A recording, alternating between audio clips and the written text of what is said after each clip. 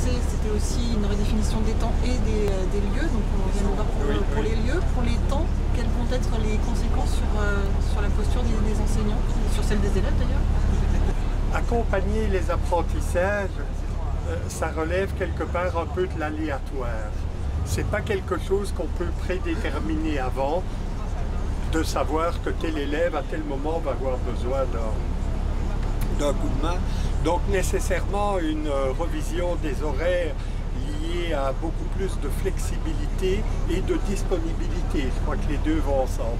Mais pour moi, la question du temps, elle fait rebondir autre chose. Le temps de l'école.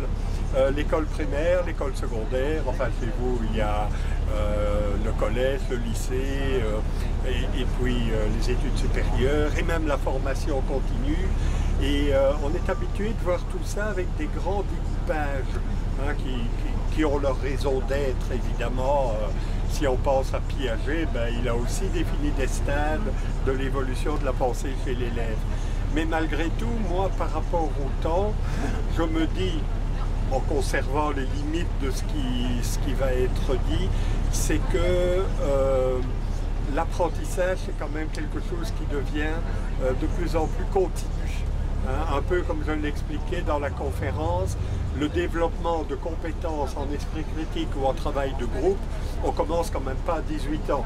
Parce que moi j'ai des petits-enfants, ben, à 3-4 ans, à la crèche, ils savent déjà un petit peu qu'est-ce que c'est l'équipe, les autres et tout. Donc c'est quelque chose qui va devoir se considérer dans une évolution. Il ne faut pas que les enseignants du primaire, si pour les sujets spécifiques, mais il ne faut pas que les enseignants du primaire parlent entre eux, ceux du secondaire entre eux.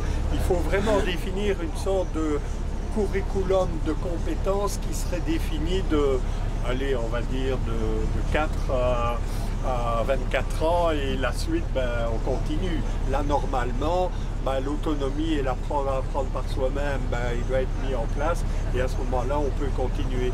Donc, trop scander les compétences, dire que l'esprit critique, oh là là, mais ça c'est pour en Master 2 si tout va bien. Ben non, je crois que l'esprit critique, il commence très jeune chez les enfants.